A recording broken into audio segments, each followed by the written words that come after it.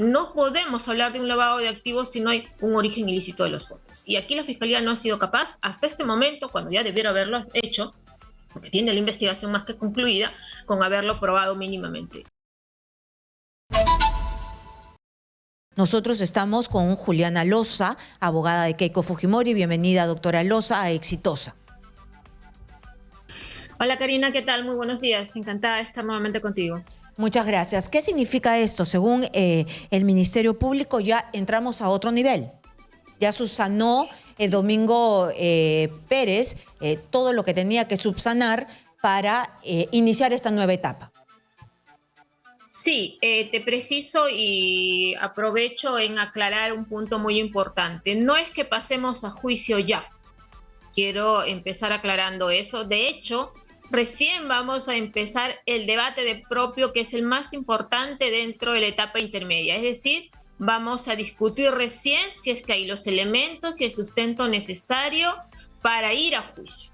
Eso es algo que sí quería precisar, porque hay alguna confusión de parte de algún sector que entienden que ya estamos de cara a un juicio. Todavía no. Nos falta mucho. ¿Qué es lo que dice? ¿Qué es lo que dice el Ministerio Público? El Poder Judicial declaró hoy saneada la acusación fiscal contra Keiko Fujimori y otros 44 acusados por el delito de organización criminal, lavado de activos y fraude procesal. La acusación del fiscal José Domingo Pérez pasará a la fase de control sustancial en la etapa intermedia desde el jueves 1 de septiembre. Esta es la última fase para que se inicie el juicio oral contra los acusados. Entonces, ¿en qué etapa estamos exactamente? Estamos en la etapa previa al juicio oral, pero ya se subsanaron los errores. Entonces, le dijeron sí, ya está bien que la acusación, porque aquí dice el Poder Judicial declaró saneada la acusación fiscal contra Keiko Fujimori, es decir, check, está bien tu acusación. Exitosa. Entre comillas, recordarás que la acusación se presentó el 11 de marzo de 2021. Han pasado 17 meses, cosa que no debió haber pasado si no fuera por los constantes errores en los cuales incurrió la Fiscalía para recién decir hay una acusación. ¿Y por qué te digo entre comillas? Por algo muy simple, Karina. Porque si algo ha quedado evidenciado luego de tantas audiencias en estos 17 meses es que la Fiscalía no tiene un caso sólido. Nosotros hemos cuestionado mucho las deficiencias en la construcción que hace la Fiscalía, en este caso de su tesis, cuáles son los hechos que supuestamente está pidiendo ir a juicio, y no ha sido capaz de dar con solvencia una respuesta. De hecho, en algunos puntos, luego de las peticiones de la defensa, la Fiscalía decía, bueno, es que esa es la posición de la Fiscalía, y el juez nos ha respondido, bueno, abogado, si es que eso es lo que la Fiscalía tiene, es la posición de la Fiscalía. Y eso es totalmente deficiente. Bueno, pero doctora, acá lo que ha pasado es cierto, le han devuelto al doctor José Domingo Pérez este escrito, pero ya pasó esa etapa. Ahora ya terminó eso, está saneado y ya ha subido un escalón. Pasamos a lo que debiéramos haber hecho hace más de un año, Karina. Hace más de un año, si no fueran por los tantos errores. Y ahí que te quiero dejar en claro, porque siempre se dice la defensa dilata, la defensa demora. No. En absoluto. Aquí las deficiencias y la demora ha sido producto de los errores constantes de la Fiscalía, no de las defensas. Pero ahora, también se dijo desde el lado de José Domingo Pérez de que ustedes eran los que metían los papeles, dilataban, trataban, estiraban para que no avanzara este proceso. Y también es lo que nosotros hemos visto de que en diferentes procesos, cuando hay un acusado, se hace, ¿no? A ver, Karina, algo muy puntual. Lo que dice el fiscal es su dicho. Si a ti te acusan o te dicen, señora, vamos a juicio, lo primero que tú te preguntas es, ¿por qué me estás llevando a juicio? ¿Cuáles son los hechos sustentados para llevar a juicio? Y eso no lo hizo el señor fiscal el 11 de marzo del 2021. Y hemos venido reclamando y nos han dado la razón en la construcción de eso. Segundo punto, está prohibido por ley, por ejemplo, que te acusen por hechos distintos de lo que te fueron investigados. Está prohibido, eso lo sabe cualquier estudiante de Derecho. Pero ¿qué pasó aquí? Acusaron por hechos y por delitos que nunca antes habían sido investigados. Y obviamente, ¿qué mereció esto? El reproche y en este caso la subsanación hasta en 6 veces ordenada por la Fiscalía.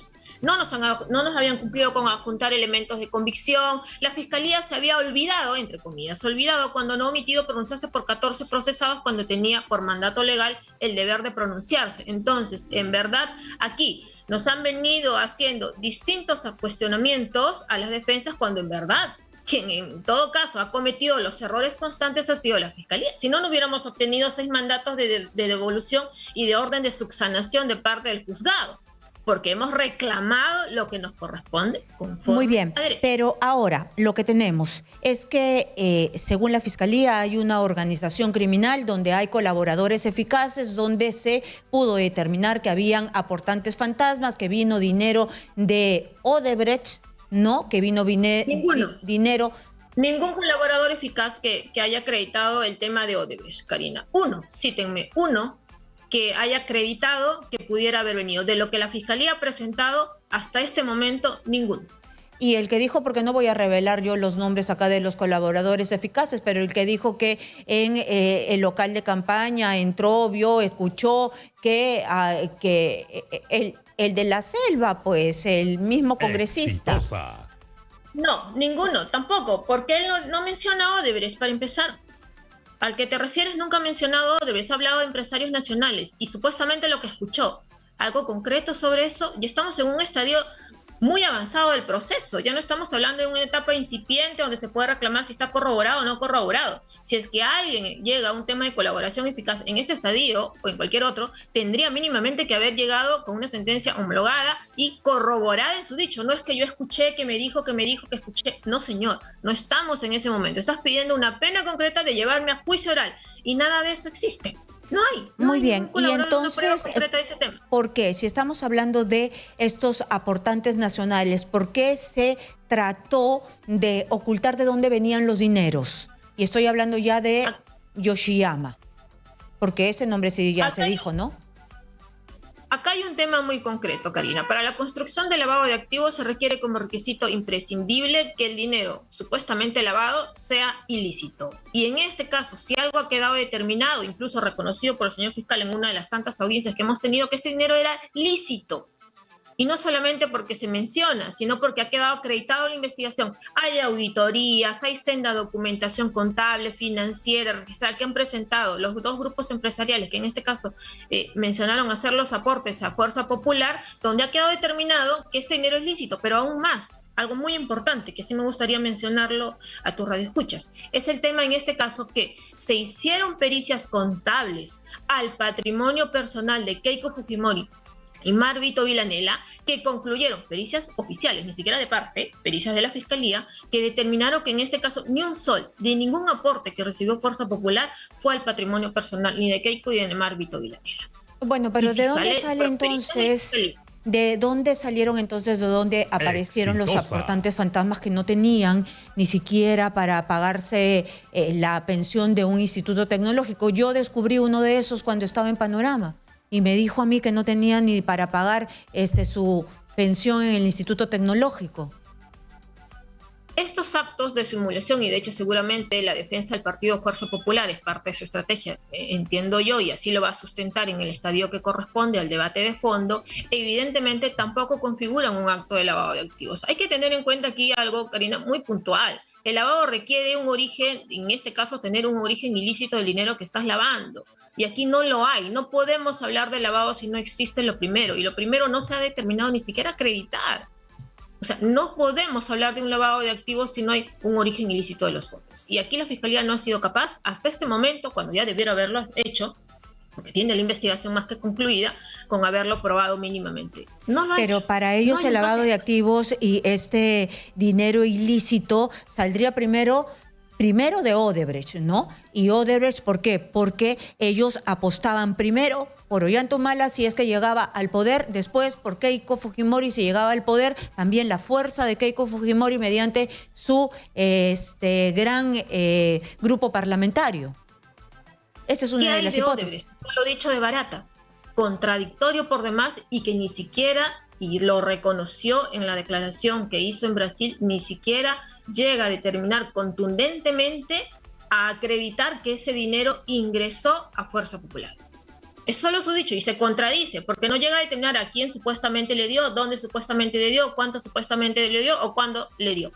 Es totalmente contradictorio y que incluso resulta más contradictorio e inconsistente con las otras declaraciones de también funcionarios de Odebrecht. Y las pericias Y eso lo vamos a ver contables en su momento. y las pericias contables de los aportes de campaña que hubo para Fuerza Popular, todos cuadran, todos están bien, todos están saneados, es decir, ustedes obtuvieron tanto dinero y este dinero se gastó. Ahí hay un tema que sin lugar a dudas la defensa del partido lo va a sustentar. En cuanto a las pericias y al patrimonio de Keiko Fujimori, no hay desbalance alguno. No, en absoluto. Pero estamos hablando pues de los gastos de campaña también, porque hasta hubo una camioneta que nunca existió, unos cócteles que aparentemente no se dieron. Ese es el dicho de la Fiscalía. Lo cierto es que entiendo por la revisión de la carpeta que el partido ha presentado no solamente sus pericias de parte, sino también el sustento de la existencia de estos actos. Así que ahí hay un debate pericial que sin lugar a duda va a ser sumamente importante en el momento decisorio. Muy bien, entonces, pero ella, Keiko Fujimori, es acusada de cabecilla de una organización criminal y entiendo que para ser cabecilla de la organización criminal, el partido político también tendría que estar involucrado en esto y todos los demás participantes, porque si no, no es una organización criminal. Esa es la tesis de la Fiscalía y de hecho el cargo que se le imputa a Keiko Fujimori, y lo vas a leer en todo el requerimiento fiscal, es simplemente por tener la condición de presidente del Partido Fuerza Popular. Por eso yo le pregunto. Y por eso le dan la asignación Ahora, vamos al acto concreto. ¿Cuáles son los actos concretos? Que la Fiscalía va por un tema de organización criminal y no termina de aterrizar tampoco, Karina. Y esa es la circunstancia más palpable. O sea, se ha estancado en el tema del check de la botica. Cuando ya hay una resolución del Poder Judicial dictada en su momento, en una de las tantas resoluciones que revocaron o dejaron sin efecto las prisiones preventivas, que considera que esa es una comunicación totalmente inocua, que no reviste mayor relevancia penal en este caso. Y el dinero que salió del Banco de Crédito sin decirle, sin pasar la voz, sin decirle y cómo se debe sustentarlo ante la UIF, el aportante. Es que, claro, nuevamente, no es más, tampoco no es del Banco de Crédito. Ahí hay una cuestión que no ha sido precisada, me imagino que ha sido parte también de la tesis de la Fiscalía en pretender confundir estos términos, pero lo cierto es que este aporte realizado por el Grupo Romero fue totalmente ilícito, insisto, te lo mencioné hace unos minutos. Hay auditorías, hay informes contables, financieros, la Fiscalía tiene toda la documentación. La conclusión a la que se llega de la revisión de todo esto. Muy bien, pero ¿por qué es que el dinero es ilícito.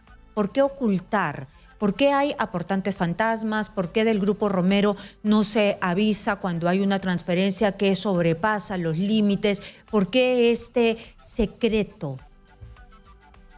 Eso ha sido una condición que ha sido debidamente acreditada y sustentada dentro de la investigación, y las justificaciones han sido dadas de manera empresarial de los factores o las circunstancias que tenían en consideración para ello. Pero nada de eso es ilícito, nada de eso es ilícito. Los actos de simulación que se pudieron haber dado en el tema de los aportes tampoco reviste carácter de lavado de activos. O sea, seguimos enfrascados en una discusión, Karina, que se dio en el 2018. La Fiscalía no ha sido capaz de avanzar o de darle mayor sustento a un caso. Por eso nosotros decimos, si algo ha quedado acreditado después de los 17 meses y luego de ya donde hemos terminado el control formal, ni siquiera de fondo, es que la Fiscalía no tiene un caso sólido, no tiene un caso sustentable de cara a poder llevar a juicio oral. Ya no se le puede exigir más a la Fiscalía, que no tiene de dónde sustentar más. Bueno, entonces lo que ustedes, y yo le he escuchado varias veces porque le he entrevistado varias veces, la posición que no ha cambiado es que no hay delito de lavado de activos porque el tema es que los dineros no tienen origen ilícito y además todo lo demás son aportes de campaña, que podrían ser faltas administrativas, A, B, C, pero no vienen de dineros ilícitos y la Fiscalía no lo ha aprobado. Así es, Karina, exactamente. Si uno quiere hablar de una construcción de un lavado de activos, mínimamente tiene que establecer que los fondos, la fuente del dinero es ilícita, y nada de eso aquí se ha acreditado, en absoluto. Es lo que, digamos, ¿cuántos años lleva esta investigación? Esta investigación, la primera de ellas, porque ya está aquí, hay 3 investigaciones acumuladas en uno, empezó en octubre del 2015. Mira, ¿cuánto tiempo ha pasado y la Fiscalía no ha logrado acreditar en absoluto nada de ello? ¿Y qué espera ahora? ¿Cuánto tiempo tiene que pasar para que en esta etapa intermedia, para que ya empiece el juicio?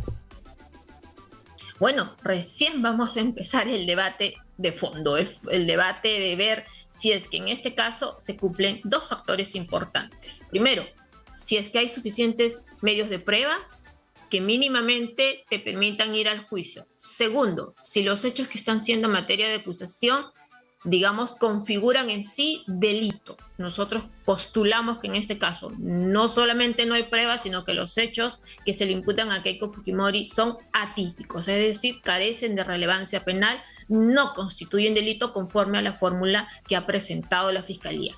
Luego de estos debates, de todas las defensas que ya el juez ha dispuesto que se va a hacer por tipos penales, entiendo, vamos a empezar por un tema de la discusión de la organización criminal, de la construcción jurídica, en este caso, luego de cada una de las discusiones de cada uno de los procesados por cada uno de los 5 delitos imputados, recién el juez podrá decidir si en este caso se pasa o no a juicio oral.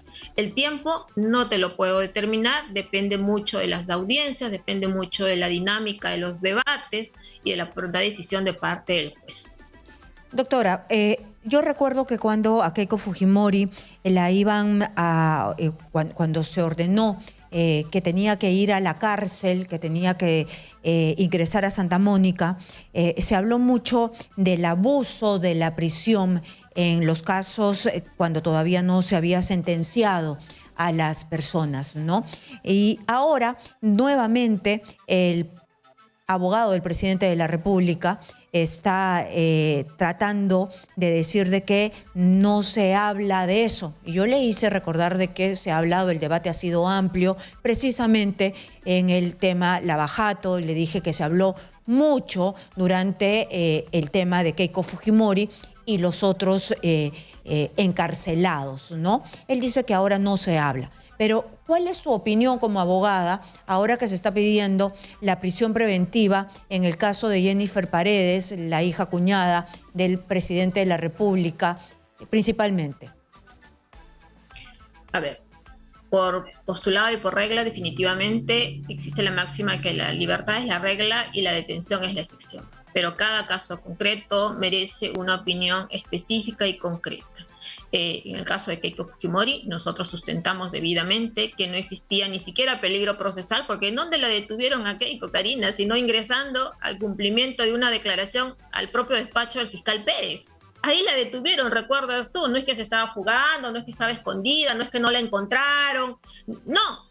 A ella la detienen ingresando a la fiscalía a cumplir, como siempre lo ha hecho, cuando era convocada a declarar. Exitosa. No la detienen escondida, no es que no la encuentran. No. La encontraron en la fiscalía y ahí la detuvieron. Así que los factores son distintos. Cada caso se debe de analizar de manera concreta, de manera específica, y en el caso de Keiko, evidentemente, sí consideramos, y lo hemos reclamado, me has escuchado varias veces tú, que en el caso de Keiko era un abuso, las 3 veces que ella ingresó a prisión, y bueno, luego ya se consiguió la libertad y de hecho incluso tuvimos un 4º intento de que ella pueda volver a prisión cuando la fiscalía reclamó que no debiera de haberse comunicado con determinados testigos y el juzgado rechazó su petición también, ¿no? Muy bien, entonces usted considera, yo le hice recordar a Benji Espinosa precisamente de que ella estaba en el Ministerio Público y que la situación de Jennifer Paredes era totalmente distinta, de que ella tenía una orden de detención y que estaba en Palacio de Gobierno. Está el seguimiento, están las fotografías y se escondió, guareció en Palacio de Gobierno y después se esfumó, ¿no? Entonces le dieron todas las facilidades para que ella no fuera detenida. Él me dijo que tenía el derecho de hacer eso y que no había peligro de fuga porque ella se presentó voluntariamente al día siguiente y que eso es precisamente tener la voluntad de no obstruir y de no fugarse. ¿Esto es cierto? Bueno, hay 2 factores a tener en consideración en el análisis que va a tener que hacer el señor juez en ese momento. el primer hecho, pues son dos hitos, no es solamente uno, ¿no? No va a tener que solo analizar la disposición, como dice el doctor Benji Espinosa, de haberse presentado a derecho, sino el hecho de también del el primer acto de ubicación o no. Ambos van a tener que ser ponderados por el juez y me imagino alguna justificación sólida deben haber dado en el transcurso de ese tiempo de por qué no se le logró ubicar debidamente. Me imagino que su defensa algo va a sustentar al respecto, ¿no? Pero lo que tiene que haber es una ponderación correcta de ambos momentos, de ambas circunstancias y ambos factores. Y luego de eso se va a determinar si hay o no peligro. Ahora, tendría que compulsarse también con los arraigos. O sea, hay un tema es el tema de la supuesta obstrucción y el otro tema es el tema del peligro de fuga o no, si es que hay o no, en base a los arraigos que se deben de acreditar o no. Cuando hay una orden de captura, ¿no? Porque hay un requerimiento, uno, que es el que está perseguido por la justicia, ¿tiene el derecho de esconderse o más bien tienes la obligación de presentarte?